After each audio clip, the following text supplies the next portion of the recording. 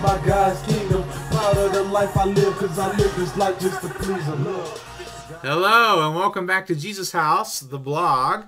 My name is Britt Mooney, and this is... Micah. This is Micah, right behind me here. Today, this is going to be an installment of GNT, the Good News Thoughts, and then today we're going to be looking at the Gospels themselves. Matthew, Mark, Luke, and John are called Gospels. They are all unique documents and unique of their kind in literature. And they are also unique to one another, but they share a common purpose in the sense that they were trying to get people to believe in Jesus by writing something out, okay, for that purpose. And so it's important for us to look at what those four things were that we call the Gospels, and to help us understand what the gospel really is, right? So first, they are each stories, right? It's not just kind of random things, but they tell a story of who Jesus was and what his life was like on earth. Not simply theology, but theology in the context of a story, all right? Through the being and the actions of this one man in history, the one man they believed upon which history turned, all right? The picture of the whole ministry and focus of Christ on earth was important also because he was seen as an example in the New Testament and in the New Covenant of how we can live, all right? Being Christians, little Christ, like our baby Christian or whatever, right? Being disciples, we become like him. So that's the first important thing. They were stories about him. Secondly, they each contained his death and resurrection. All right, this was important for a lot of reasons.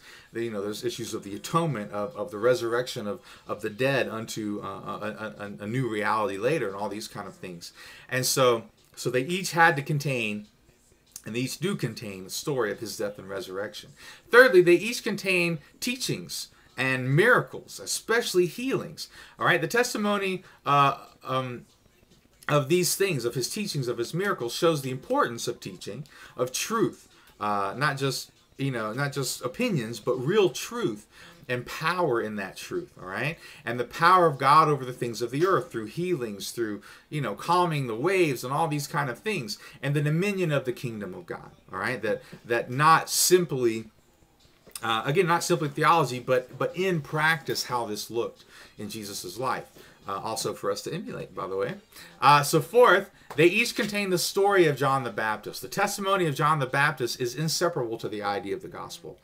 Two, the apostles, John the Baptist was one of the most important things about the idea of the gospel. Writing a gospel down, they had to include John the Baptist, all right? All four gospels include him. Not all four gospels include a lot of other things. For example, even something as important as the virgin birth, which is important in its context, but at the same time, they don't all four include the virgin birth. But they all four do include the testimony of John the Baptist. And the reason why that's important is because John the Baptist symbolized the testimony of the entire Old Testament that this was the Messiah. All the prophecies, all the leading up, all the revelation of who he was going to be, it all led up to this man. And John the Baptist spoke as a prophet, as the greatest of the Old Testament prophets, that this was the man. And that had to be included to give kind of a seamless kind of account from the Old Testament into the New Testament. And so there you go. So they all four had that. And so there you see some important aspects of what it means to have the gospel, to understand, to believe the gospel. All right? So thanks a lot. Hopefully that helps you and hopefully that encouraged you, and we'll talk to you soon. Bye.